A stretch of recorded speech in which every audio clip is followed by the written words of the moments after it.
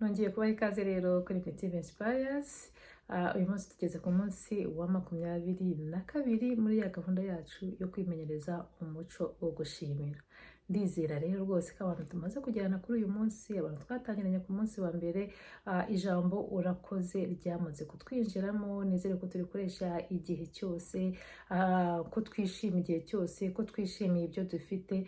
Ni ukuri kabone naho waba utameze neza, kabone waba ufite n'ibindi bitagenda, ariko ntabwo wabura ikintu kigenda mu buzima bwawe, ntabwo wabura ikintu ushimira Imana mu buzima bwawe. Kugira ngo muri iyi minsi yose twabanye kugera ku munsi wa 21 twagiye tubona ikintu umuntu ashobora gushima, kwishimira, cyane ko twabonye ko iyo ufite umutima unyuzwe, ufite umutima ushima, na rya jambo urakoze ni ukuri bifungura amayira menshi, iteka ibyiza byose biza bidusanga. Reka rero mu byiza no mu bibi tujye tureba ibyiza byatubayeho, aribyo dushimira Imana, twishimire kubyibuze n'ibyo byiza byabaye, nubwo n'ibindi bitari kugenda. Noneho muri uko gushima, muri uko kunyurwa n'ibyo dufite, duhereho dusaba ko n'ibindi byaza kugenda neza. Kandi ni ukuri twabonye ko bikunda kandi ko bikora cyane. Iyo twiyaturaho ibintu byiza, iyo twiteze ibintu byiza, nibyo biza bidusanga. Uyu munsi wa 22 rero turareba ubuhamya bw'umwanditsi w'aka gatabo. Weho yavuze ati, aho namenye agaciro ko kunyurwa, aho namenye agaciro k'ijambo urakoze, njye buri gihe nkora urutonde rw'ibintu nkeneye, byibuze mba mfite liste y'ibintu 10 nkeneye, mpereye ku kintu nkeneye kurusha ibindi byose. Ubwo agenda bitondekanya bitewe n'icyo akeneye kurusha ibindi byose. Ati none uko ngiye kwandika, nkandika urakoze kubw'iki kintu, ubwo agahita akurikizaho ikintu akeneye. Urutonde rwa kabiri urakoze, akandika ikintu akeneye. Noneho wagategereza ati, iyo ngiye nsubizwa, iyo nsubijwe ndagenda ku liste ngakuraho icyo nasubijwe, nkongeraho ikindi, kuko ibyifuzo byacu, ibyifuzo bya buri muntu, bya muntu bihora nyine bikurikirana bishorerana. Aravuga ati rwose iyo dusaba irumva, nzi ko iyo umuntu asabye ahabwa, niyo mpamvu ntashobora kubura urwo rutonde rwanjye rw'ibintu 10, kandi nkahora ndugendana, nkarushyira mu mufuka hafi yanjye, aho nzajya byibuze nkurayo akajisho, nkateraho ijisho, nkareba, nkabisubiramo n'aya magambo y'amashimwe na rya jambo urakoze, kugira ngo nibutse nyine nkomeze mbikurure, niyumvishe bya bintu nkeneye, kuko twabonye ko byatura nyine, ariko biza bigenda bigusanga, bigenda biza nyine, ni nkaho uri kugana kubisubizo. Rero natwe nk'uyu mwanditsi w'aka gatabo, nk'ubu buhamya duhaye, ntawe udafite ibintu akeneye. Dukora urutonde rw'ibintu dukeneye, nawe uhere ku kintu wumva ukeneye cyane kurusha ibindi.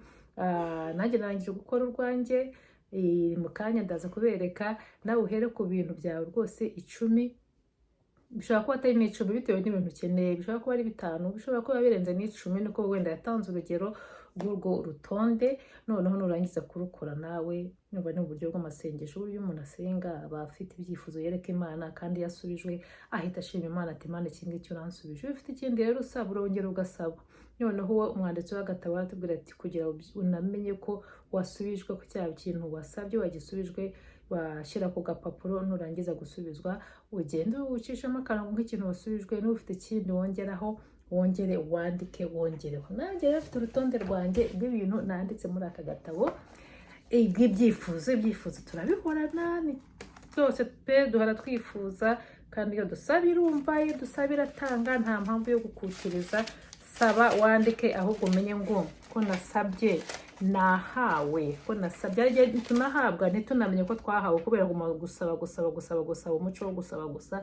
Ariko iyo wanditse gutya nk'uku nguku, ikintu cyawe ukabona kirasubijwe, ni ukuri urabimenya kandi ukanashima, ntubagirwe no gushimira Imana. Bityo n'Imana burya nayo birayishimisha, aravuga ati, byibuze umwana wanjye nahaye aribuka akanshimira. Ngaho rero nawe ufata urutonde, wandika ibintu byawe, byifuzo byawe 10, cyangwa se bitewe n'ibyo wifuza, ariko uhere ku kintu wifuza kurusha ibindi.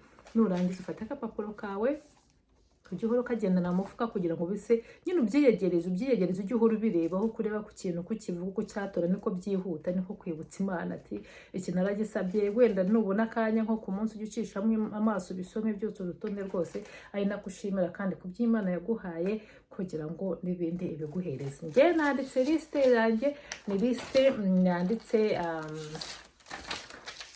nanditse turisite tubiri, kamwe karaguma muri aka gakaye, akandi ndibuze kugaca ngashire mu ikofi yanjye nzajye mbona nkagendana nanjye ko nsubijwe nzagenda ncishamo akarongo nshyireho ikindi.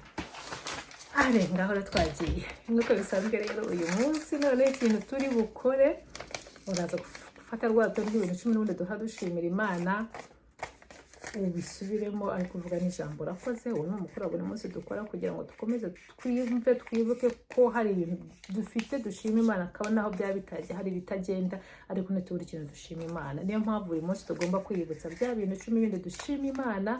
Noneho nurangiza ukore rwa rutonde rwawe nk'uru nanjye nakoze, nk'ubwo umwanditsi w'agatabo The Magic yakoze. Nurangiza nawe urushyire hafi mu ikofi yawe kugira ngo uzajye ubyiyibutsa, wiyibutse nyine ibintu byose usaba Imana. Byibuze ku munsi ujye uteraho akajisho urebe iki ngiki Imana. Noneho nurangize kandi ubikurire muri wowe nk'aho byarangije gukemuka, ubikurire nk'aho warangije kubihabwa. Noneho numara no kubihabwa uzongera ushime, wuzure amashimwe.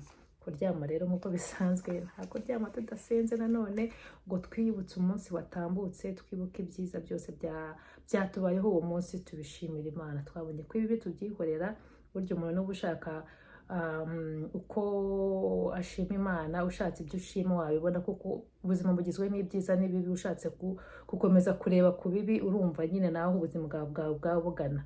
Ibibi byirengagize, twirebere ku byiza gusa, ahubwo dukomeze twuzure amashimwe, bityo n'Imana ijye dukemura na bya bindi bitagenda, tubiharire Imana, twe ntitubyibuke, twe twibuke ibyiza gusa.